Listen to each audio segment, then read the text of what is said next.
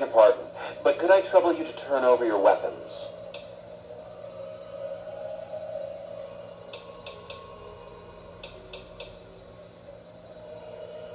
My deepest apologies for the slightest inconvenience.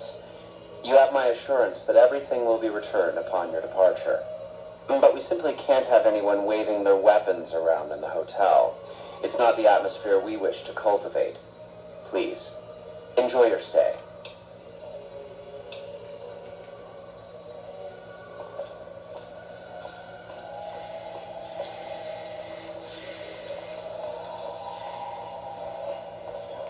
You watch yourself around. Hello.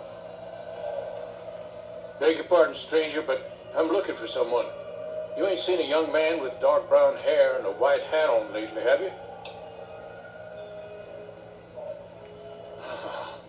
Ain't nobody got one darn piece of news about my boy. Not one lousy speck of information. Ain't got one Brahmin unaccounted for across a dozen ranches.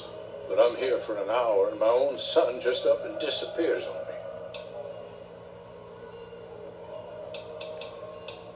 My boy, Ted, he was right here. I didn't leave him but a minute.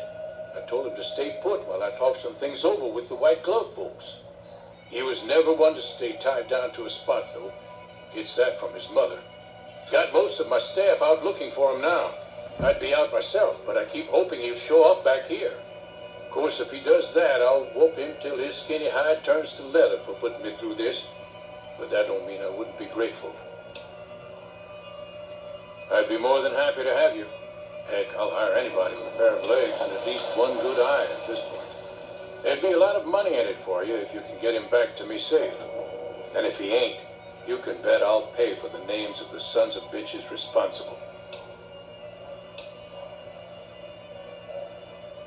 That's between me, but let's just say they control the food supply around here.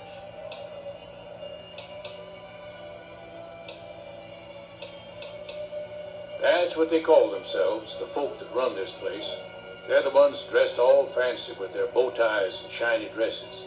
Some of them got masks, too. Real hard to trust folks like that. A couple of them show their faces, and that's who I do my business with. I don't talk to none of the other ones. I'll be here.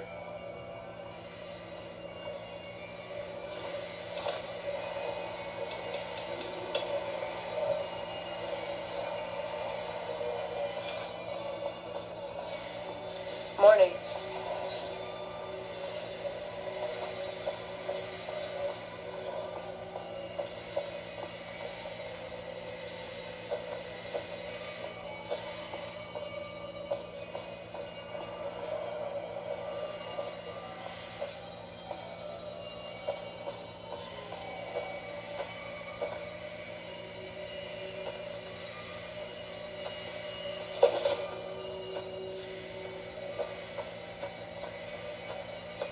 How may I be of service, sir? No, not from the likes of you, I'm afraid. I don't think you'd have the stomach for it. Better look elsewhere. My, such a popular question. I suppose it is only natural to see us and wonder what it is that makes us special. The White Glove Society has only just made itself known to the public, of course. But our pedigree was established over generations. Were we always so refined? I'd be lying if I said yes. But I've always felt we were destined for a place atop modern society. And now, here we are. Not everyone can wear the finest clothes and eat the finest foods, obviously. That's just the reality we live in. But surely we can agree that the most tasteful, sophisticated people are the most deserving. That's what the White Glove Society is all about. Indeed.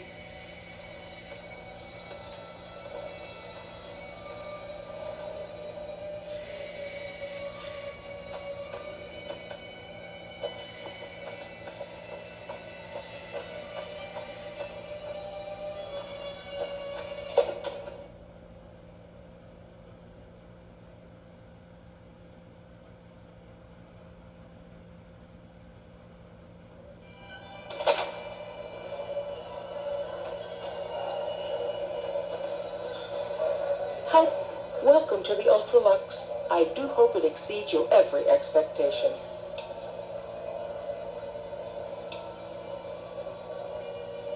This again?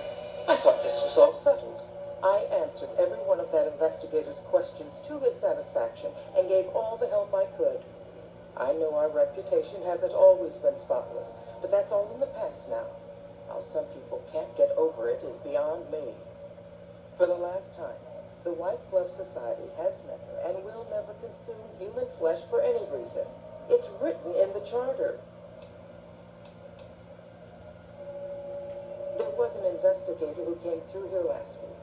He'd been hired by a young man whose bride-to-be went missing during their stay here. Well, you can already guess what probably happened, can't you? It seems perfectly likely that she got cold feet and ran off. And that young groom just didn't have a clue. A man?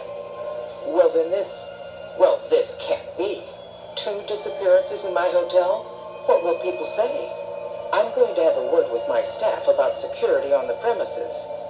Whether these people are found or not, our guests simply must feel safe in their own rooms.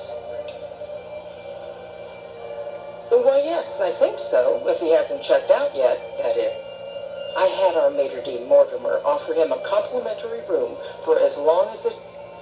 You see, the White Glove Society remains the very picture of courtesy, even in the face of such impolite accusations. We have nothing to hide here. What else? Mr. Gunderson and I have been discussing his livestock. It's put us in a rather delicate position, you see, his coming here. Not that we aren't grateful for his generous offer. But our executive chef, Philippe, has transformed ramen steak into a delicacy. He really is a genius. Everyone wants it. But a delicacy is just that, delicate. If everyone can get it, it ceases to be a delicacy. It becomes a perfectly ordinary staple. And if the gourmand served staples, it would no longer draw the caliber of people it deserves. It would be a diner or a family restaurant. So as much as we'd all love for there to be enough steak for everyone, I'm afraid there are more important things to consider. Ta-ta!